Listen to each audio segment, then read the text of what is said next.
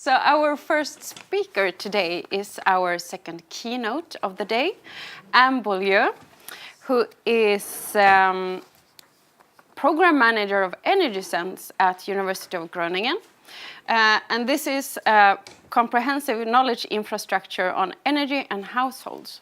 Anne is a researcher in Science and Technology Studies, STS, and is also working at Leiden University.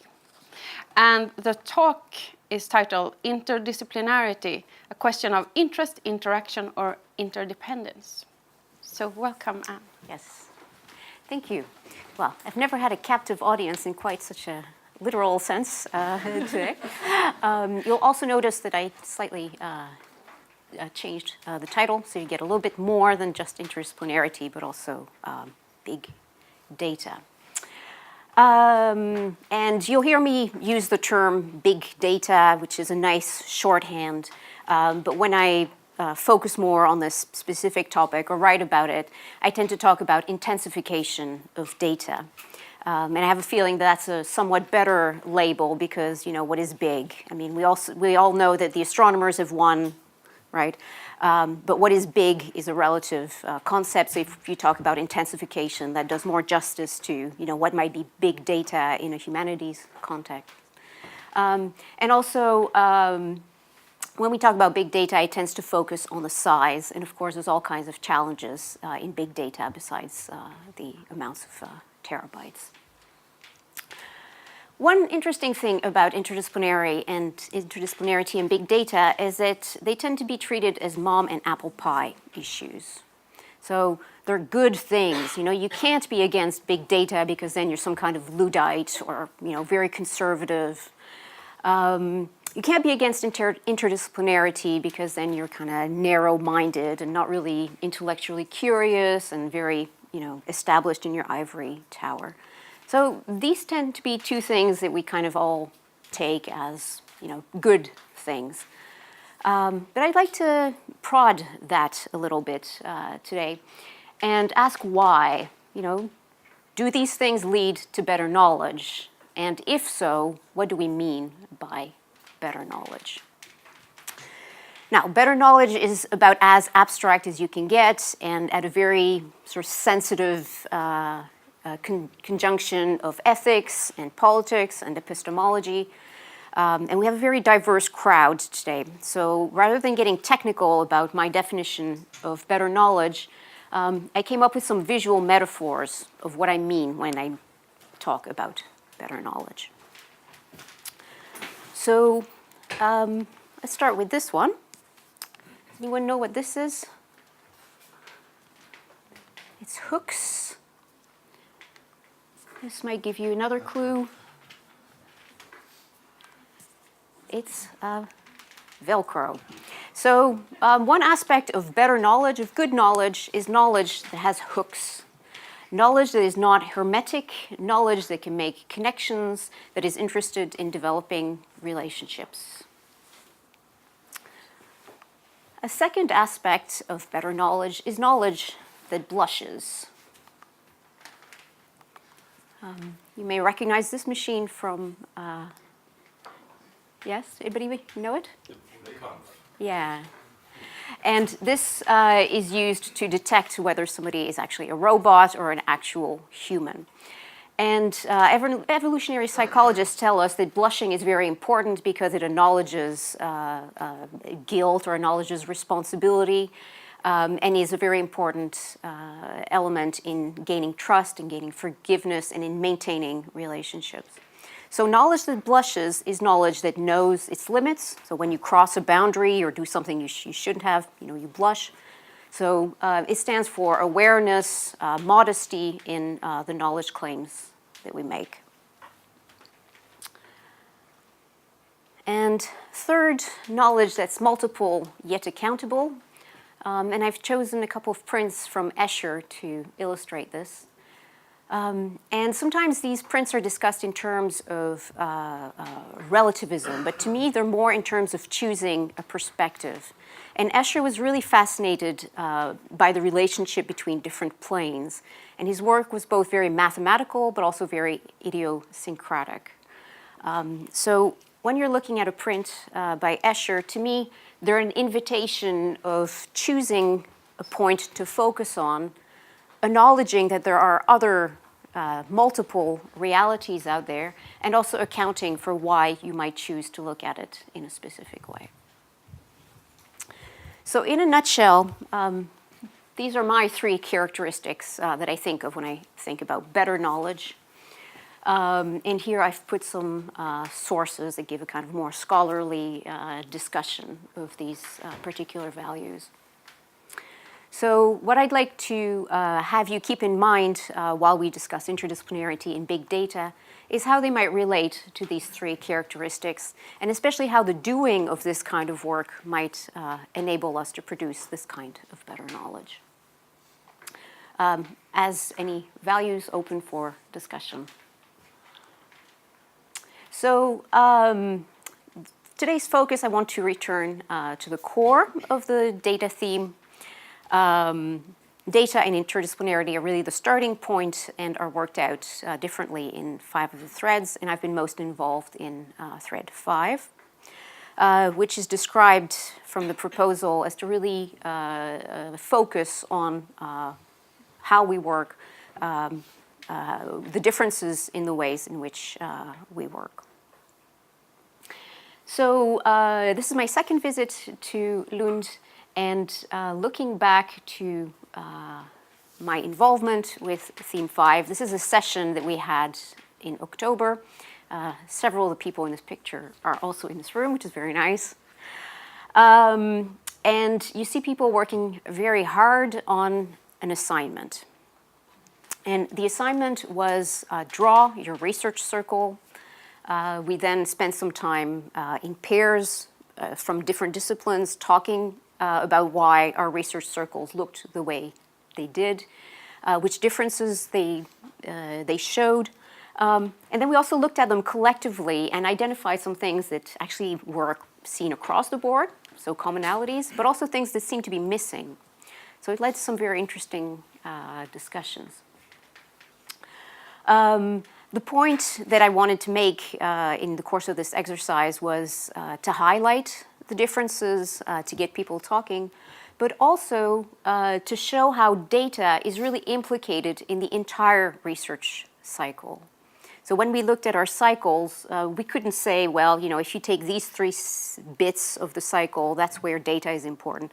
We really noted that all aspects of the research cycle had something to do with data, and that if we were going to talk about data, we needed to take the research cycle into account. Now, I've picked a few examples. I could have shown you all of them. They were all interesting. But just to summarize, I picked a few examples. So you see for yourselves the differences in how people contextualize them. Catherine's cycle, one of the things she noted here in pencil at the bottom was that peer review was missing from her cycle. So that was something that she had not included as part of it. And validation is actually quite an important element. Other things that sometimes were not mentioned were teaching or funding. So doing this exercise kind of highlighted that for us. Another thing that came out was how important communication is, and you see it here in Dominic's cycle. So you have read literature, meet colleagues, write software, search for data. So these communicative loops are also very important in the research cycle. Some of them are very complex, as you see here. What I really found interesting here is this bubble here of half-finished projects. And this led to the insight that for different projects, the cycle might look different. And also at different points in your career, the cycle might also look different. So if you're quite a junior scholar, it might actually be very important to produce your own data. And Christine also gave a disciplinary example of that, where in the humanities, building up this corpus through archival research or accessing particular sources is a very important sort of career cycle element. And finally, that here in Matthew's cycle, you see kind of one level here and then sort of another super level around it. So there might actually be different cycles that are embedded into each other, so quite complex elements. Okay, so again, the point here was to see how data is actually really embedded in the research cycle. And I want to pick up sort of from that point with today's talk and continue to consider data in the context of knowledge production and consider first interdisciplinarity and knowledge production, big data and knowledge production. Come back at the end to this question of how they might contribute to better knowledge, as I quickly defined it, and hopefully have some discussions also in how we can support institutionally these ways of working. So pictures, drawings, diagrams were a good way of getting people working together, so I have another one for you today, which is a collection of bubbles that show the different aspects of knowledge production. And what I've tried to do with this diagram is to try to step outside the science and technology studies mode, where we often try to show how one specific epistemic culture, one specific way of knowing is very particular, and to come up with a more generalized model which might work across different contexts. So in scientific disciplines, but also in all kinds of other business settings, even sports. And my attempt in doing this is driven by the desire to see how the production of knowledge actually is less and less, if it ever was, the world of only academics. So there's a lot of knowledge production going on in a lot of different spheres, perhaps making our work a lot more similar to what goes on in many other areas of society. So let's start with, so this is my model of knowledge production, and let's focus a little bit on interdisciplinarity and see how that intersects with knowledge production. Interdisciplinarity is not new. In teaching, there were already appeals for interdisciplinarity to help solve societal problems or to make students more relevant, have more relevant knowledge for the professional world, to be more employable. And these calls could be heard in the 20s and 30s, 1920s and 1930s, often in reaction to American universities starting to have majors. So you weren't doing a general degree, you had an area of specialization, a major. And people were afraid that this would lead to over-specialization and called for interdisciplinary knowledge. In the 21st century, we've had different flavors of calls for interdisciplinarity. The T-shaped student, where you have the leg of the T standing for knowledge of a particular discipline, so the major, and then the bar of the T standing in for the skills that would enable students to work in all kinds of settings. So Stanford has been one of the places where this first originated.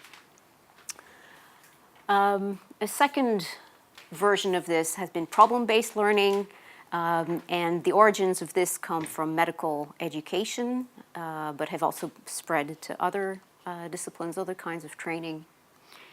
And presently, at my institution in Groningen, in any case, learning communities are the big thing. So we need to get students to work as a cohort, to learn from each other, to help each other consolidate knowledge. And again, this also has a very strong interdisciplinary approach. So interdisciplinarity is not something new. And in research, that's been a slightly later development, but certainly one present in the 80s and something we've been hearing more and more about, and most recently in relation to issues of complexity or to wicked problems.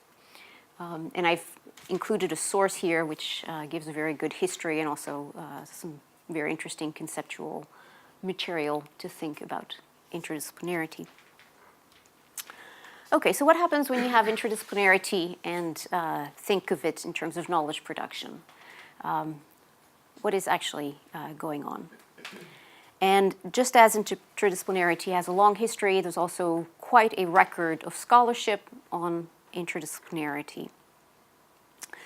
From science and technology studies, I've selected just a few sources, just places that I thought would be good starting points if you're interested in exploring this further.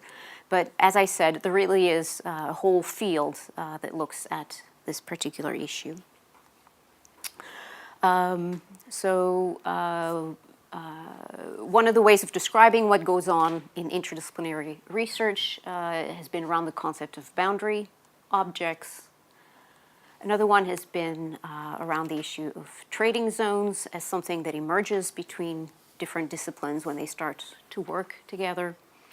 And Christine and colleagues have also put forth the concept of science friction to describe these dynamics. So again, there is much more, but these are good starting points if you're interested in this.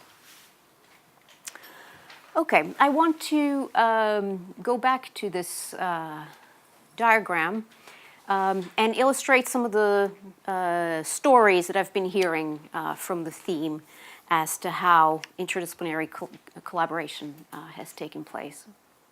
So this one I've called the hero's journey.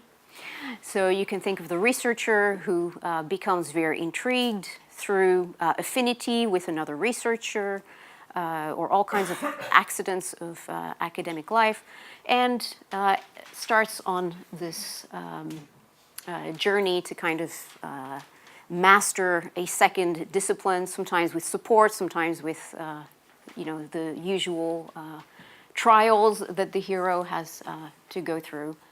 And the result is that this insight, these extra skills or these new methods are taken back into when the hero comes home, he has been enriched, has a new perspective, and brings that back to their home discipline.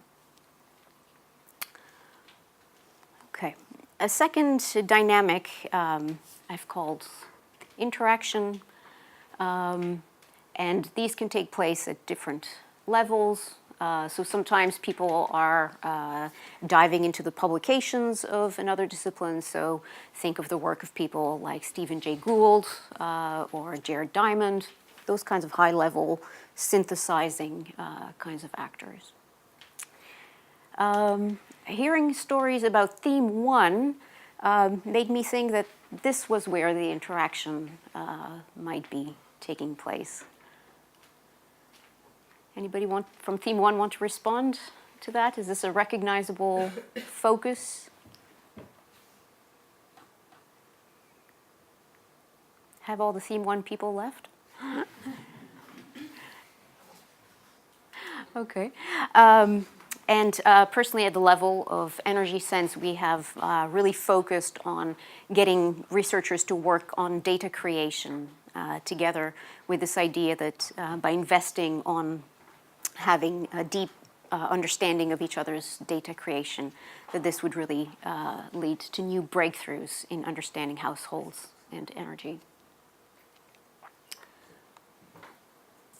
Okay.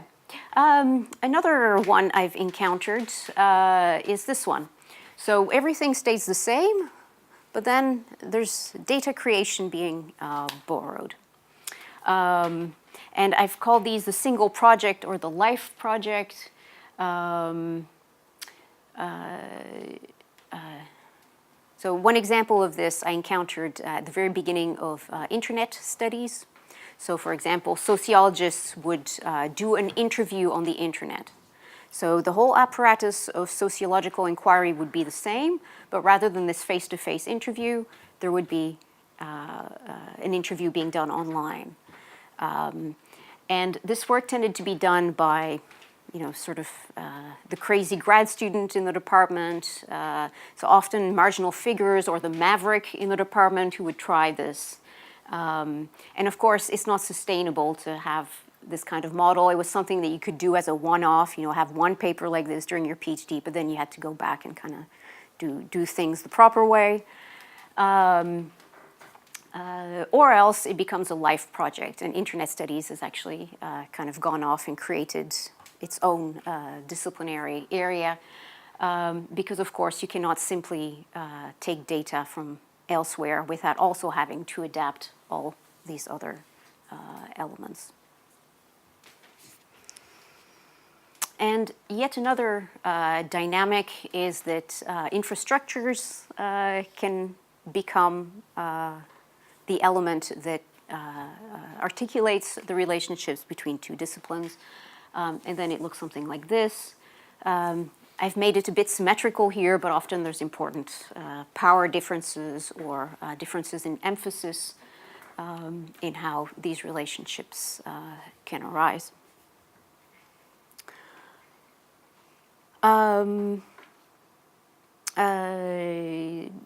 There's a lot of work that's been done, for example, in biology. Christine also mentioned a few cases this morning where the infrastructure is not only the occasion for building a tool for these disciplines, but is really enabling all kinds of advances and reflection on what is actually going on in these different fields.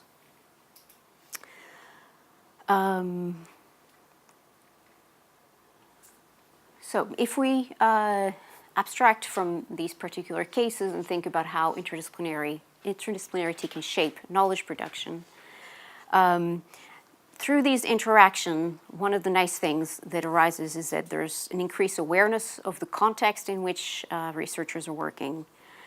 The assumptions and limitations also become increasingly clear. So when you have to keep explaining or justifying or showing to others what it is you're doing, then that increases your awareness. And here the work of Casper Brun-Rensen is an especially good source of how this works. So I would argue that this is one of the ways in which interdisciplinarity does lead to better knowledge. So from having these interactions, that's where all these hooks of the Velcro strip form. And also through boundary work, through experiencing the limits of your own expertise, that also stimulates or cultivates this blushing, this awareness of what the limits are of what you do know. So I'm quite curious whether this interaction of interdisciplinarity and knowledge creation is recognizable.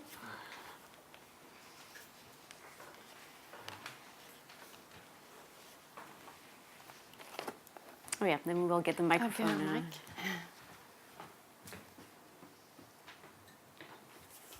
Inside or outside the data theme? Does anybody recognize themselves as a hero?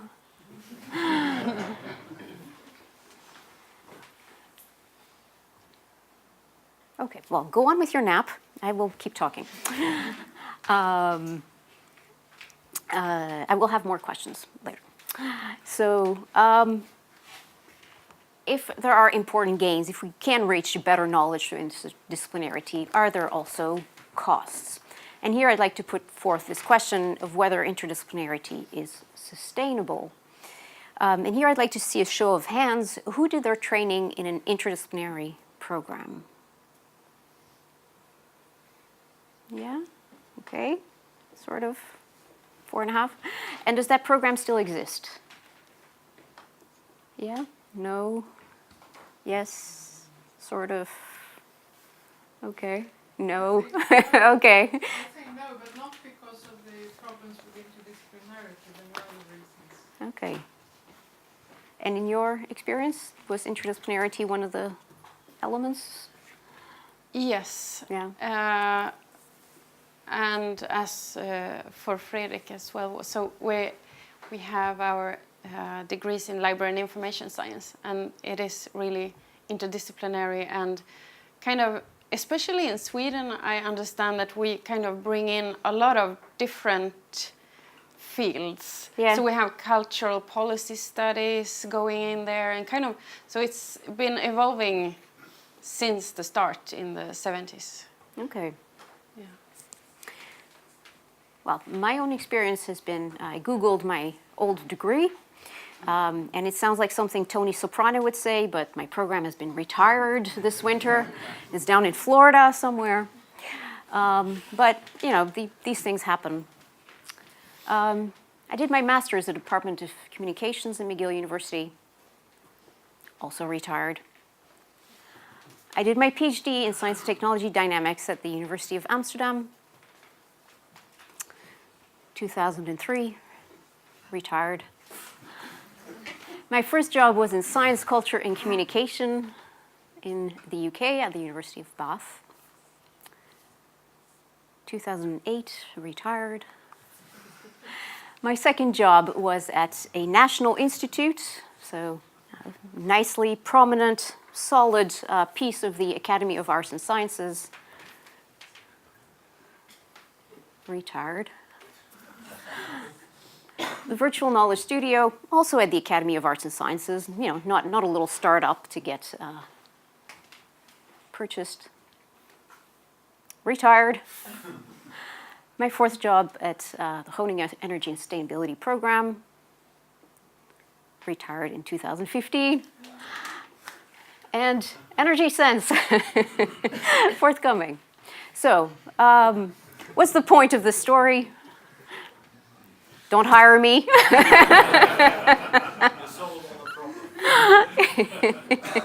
Yeah, after I'm done, you know, the issue has been closed. I've never been unemployed, and I've had a fantastic career doing all kinds of really fun, crazy, interesting, groundbreaking. So, you know, don't feel sorry for me. But I think there's a point here. I mean, we're talking about 3 decades, different institutions, different countries. So there's something about, and yeah. So one question I'd like to put forth is interdisciplinarity sustainable? Under which conditions? And is it the fact that if it's too stable, then it's not interdisciplinary anymore and therefore not worth funding anymore? Or are there other dynamics that support and funding for interdisciplinarity just dries up after a while? So if we have better knowledge through interdisciplinarity, then how can we ensure that interdisciplinarity is sustainable? Okay, let's turn to big data and knowledge production. And here we have the same diagram, same scheme, but kind of zoomed in because there's lots of things going on down here.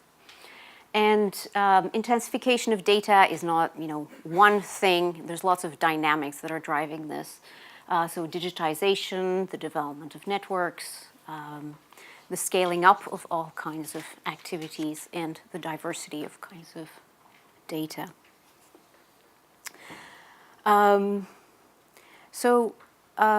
It's itself quite complex, and if we look here at what is happening in terms of data creation, you get a diversification of the kinds of data.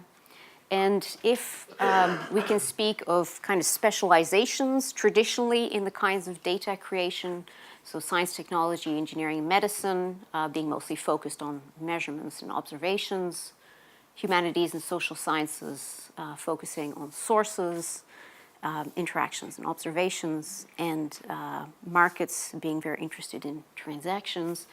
What we're seeing is that this has become much less stable and much more dynamic. So there's much more of a mix of the kinds of data that are being created. And then at the level of the organization of data, there's also some important changes and really an increased focus on things like aggregation, commensuration, so bringing what could be considered very different kinds of data, being able to bring that together. And also all kinds of shifts in sampling methods and in the statistics that are then needed in order to deal with this data.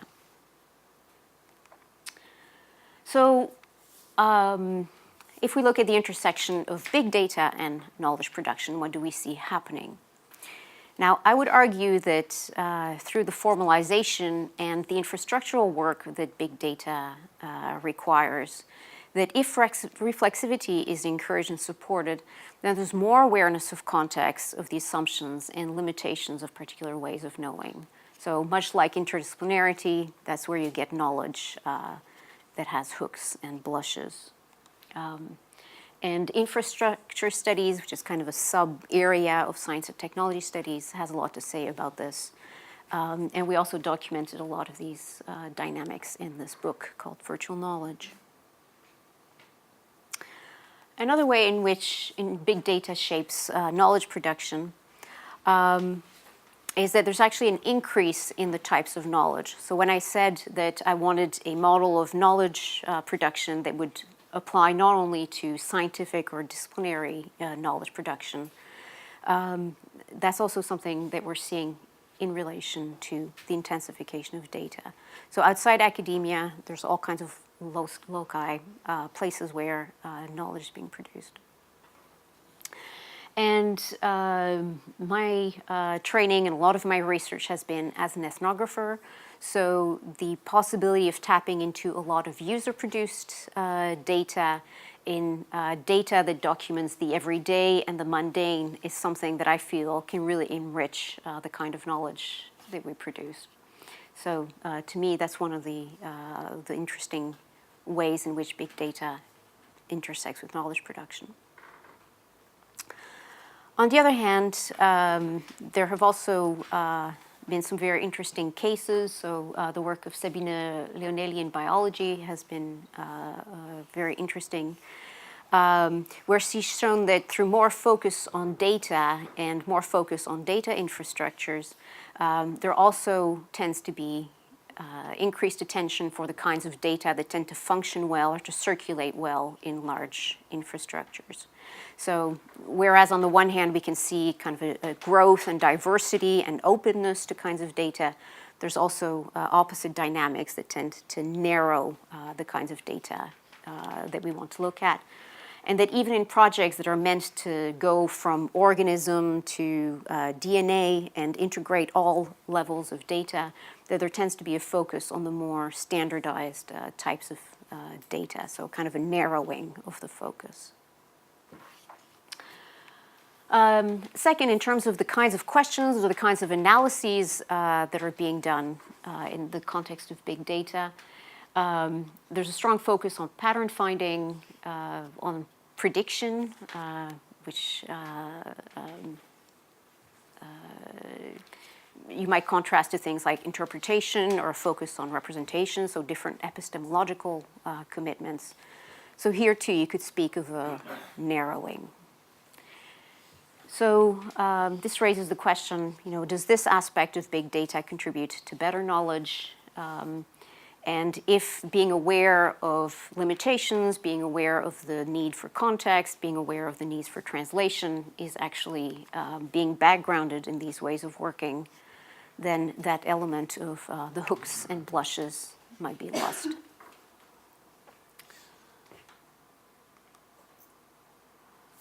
And so having looked at these very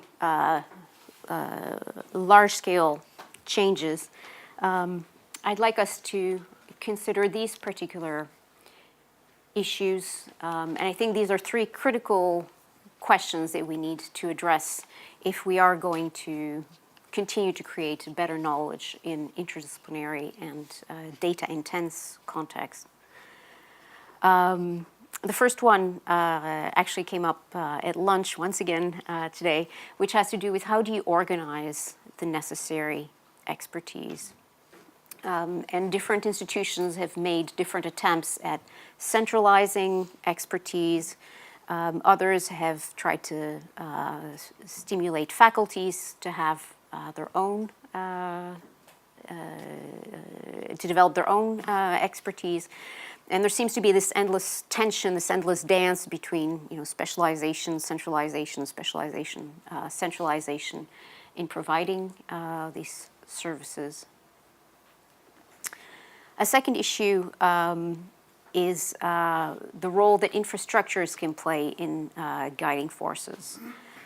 So on the one hand, if we're developing shared objects and developing collective projects around having a particular living infrastructure, ironically, this tends to produce two opposite dynamics. So on the one hand, obduracy, so if we've chosen this standard or if we've chosen this architecture and now we're kind of stuck with it, and any change we make can potentially undermine the value of what we've already built up.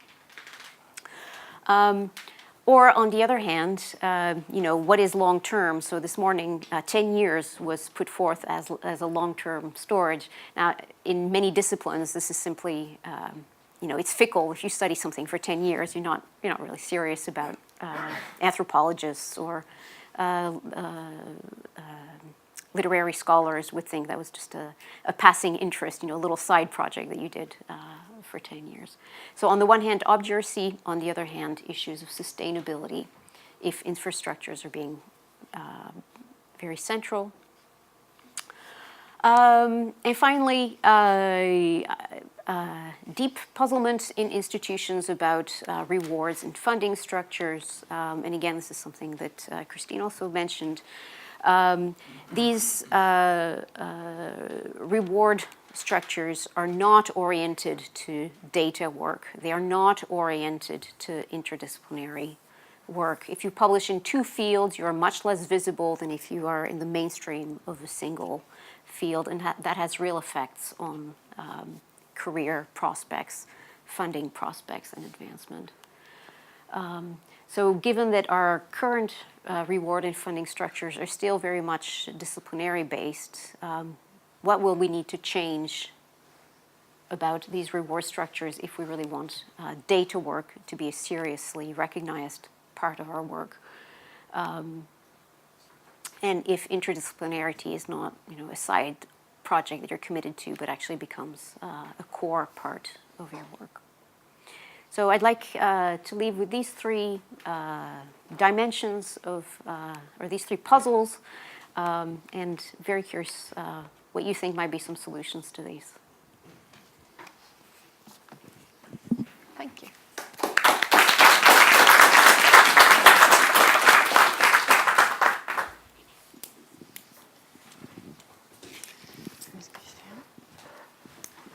Jag tar med båda. Vill du ha?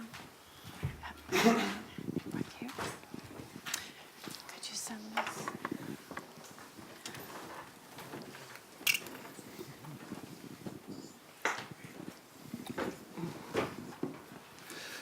Yeah, I want to make a comment about that last point you have on your slide, which I think is the biggest problem we have. If we want to have interdisciplinarity data, we want this to be rewarded, but it's not rewarded anywhere.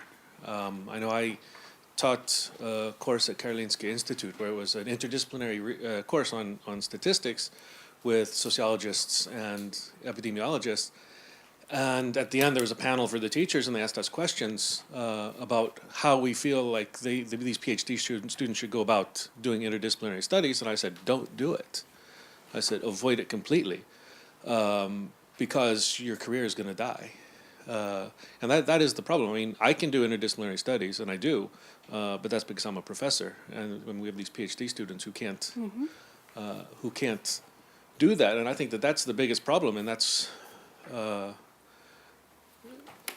a function of the funding agencies and the journals that only accept their own. So if you go with an interdisciplinary research project in Sweden, I've had projects that are somewhere between epidemiology and economics, and the economists don't like it because it's too epi, and the people don't like it because it's too economical. And I think that's a big stumbling block we have for this kind of development, unfortunately. Okay.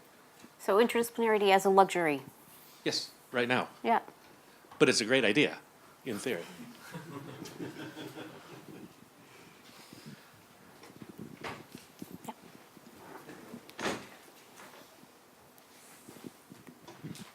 Thanks. Wonderful tour of some complex subjects, Anne.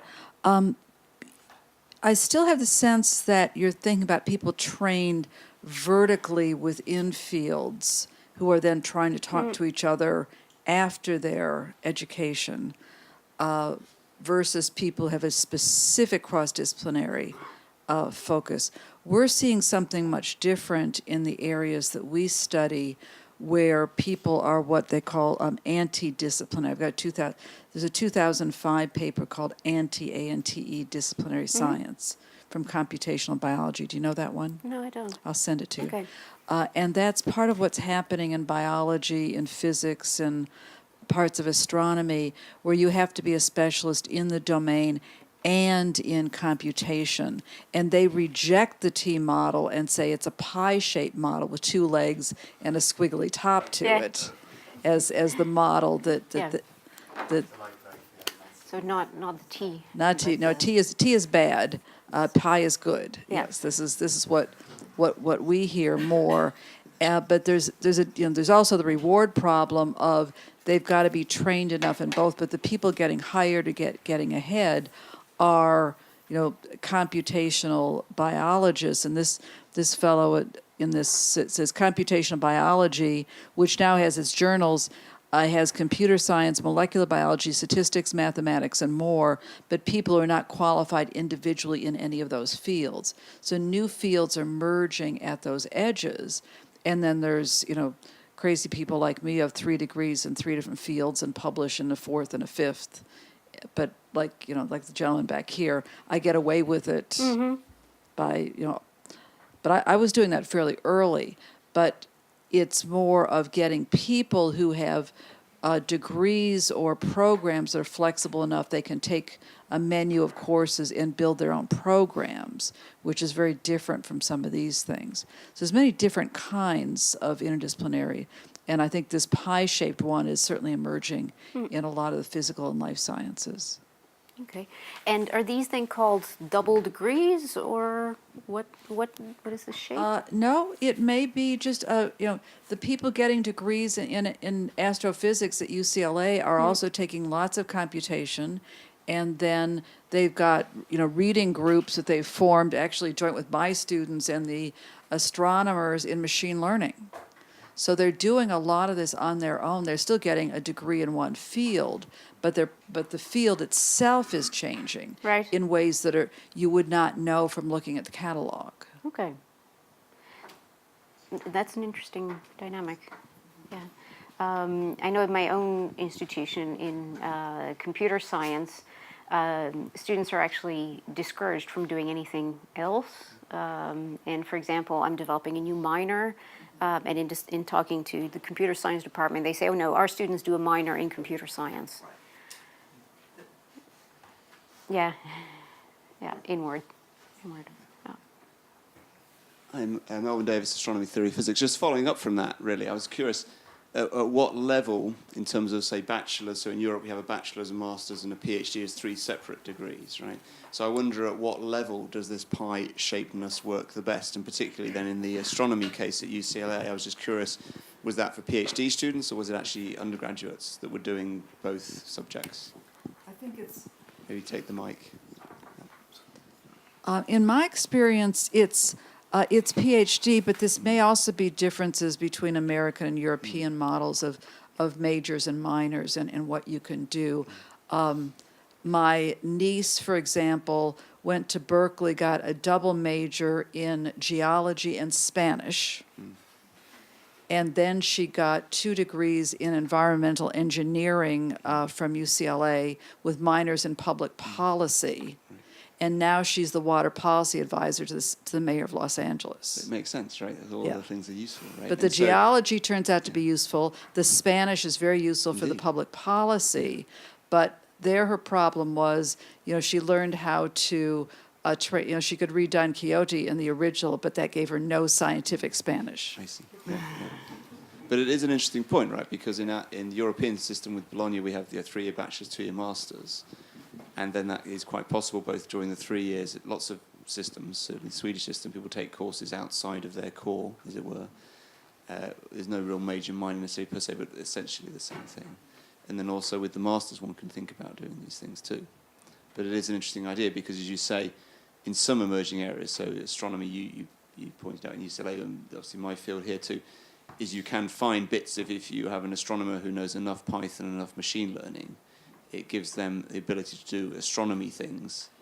But you need to be working in a field, as Kirk said earlier, if you're not careful with these interdisciplinary boundaries, if it's not established enough, right? So you need enough sort of Scott years of investment. So there's the prestigious journal of epidemiology and economics or something for people to publish in, right? And then fields become established, right? And so I think that's the tricky bit, isn't it? Because there is this in-between phase. But I am rather intrigued by this pie-shaped. It does actually make sense, because if you can combine two things and do something others can't.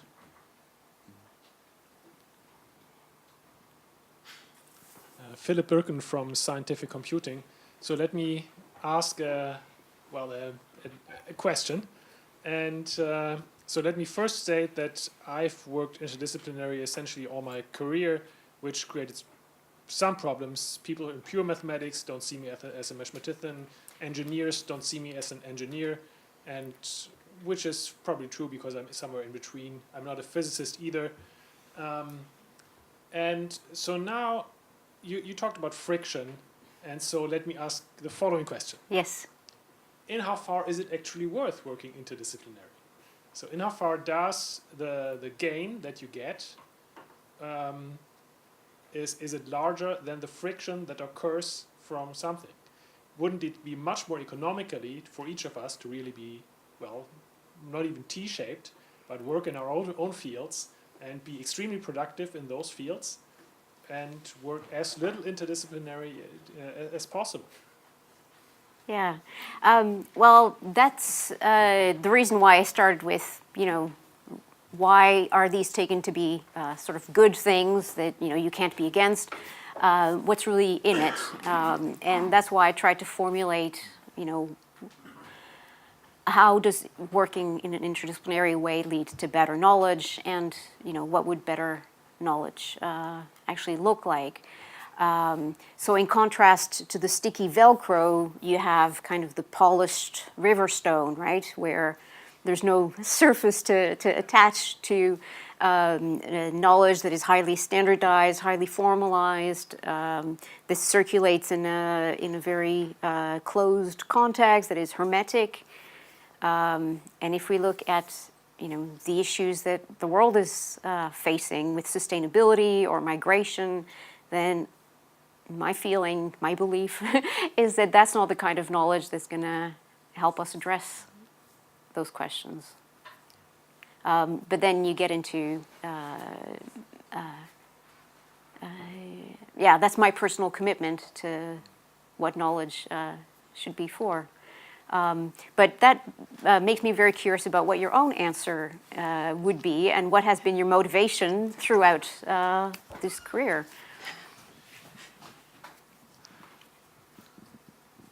Well, I guess my own answer is rather simple, that I don't care about the economics. I'm just interested in many things, and this is how I want to work, and it has worked. So I got the permanent position, so I got by, and it worked out. So that would really be the answer. And I fully agree with you that we cannot solve a lot of super important questions without interdisciplinarity. So for some problems, it's not optional. On the other hand, I clearly see that just in terms of production, my production would certainly be much higher if I worked less interdisciplinary. Yeah. And of course, with this, I really mean that maybe this would have created higher value for society as such if I had worked less interdisciplinary. Yeah. It's hard to answer. I don't know. Yeah, no, it's a very complex issue, and I think that raises in, what is more efficient, specialization. These are all elements of the modernist society that we've been building up on, but we're also coming to a point where that model is starting to fail in a big bad way. So I think in terms of survival, we need also other kinds of knowledge. Yeah. I think even without thinking about sort of the major societal challenges, I think it's as a reflection, lots of core academic subjects are changing quite quickly. One thinks of, say, biology meeting mathematics, right? The whole sort of personalised medicine drive really means that the subject changes, right? So if someone is studying medicine, what does that mean? And we had the earlier example, a very smaller example than medicine, astronomy, but what it means to be a well-equipped grad student in astronomy now is different from 15 or 20 years ago, right? Because of things like Python and all the rest of it, machine learning and things, Bayesian statistics are all kind of core skills that an astronomer would do now that they wouldn't have considered as their core 20, 30 years ago. So I think subjects are changing anyway. So in a sense, what it means to do a maths degree may be quite different to even 30 or 40 years ago already, but it's still called a maths degree, right? And I guess the danger with some of this interdisciplinary things is because the things that something becomes exists already somewhere else, right? So Right. rather than thinking of just an internal change, people see it as someone not doing mathematics but doing computer programming or something, right? Yeah. Whereas now probably computer programming now would be seen as a core element of probably most maths degrees. That wouldn't have been true some time ago, I would guess. So I suppose it's in some sense a semantics thing, but it's sort of how things are seen.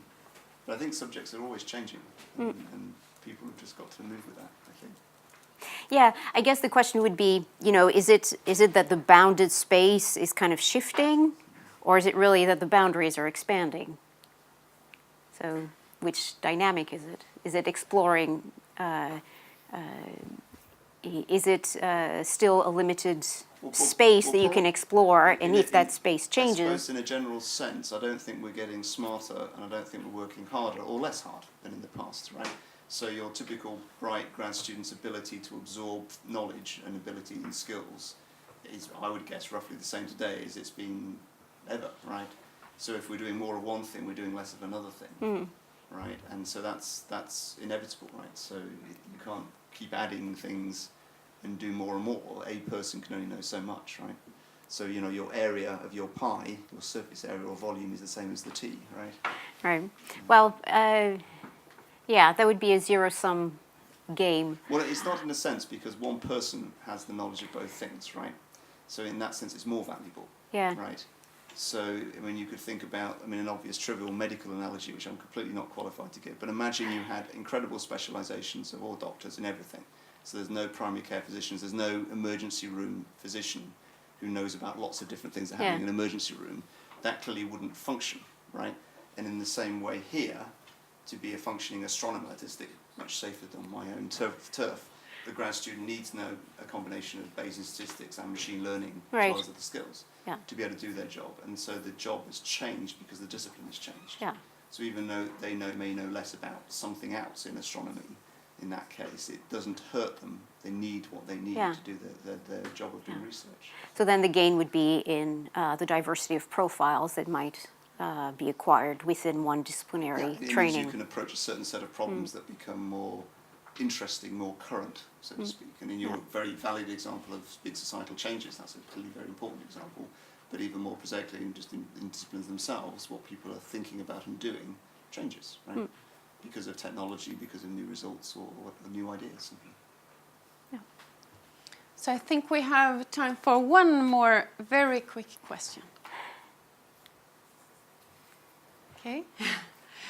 Well, thank you so much, Anne, for your talk. Pleasure.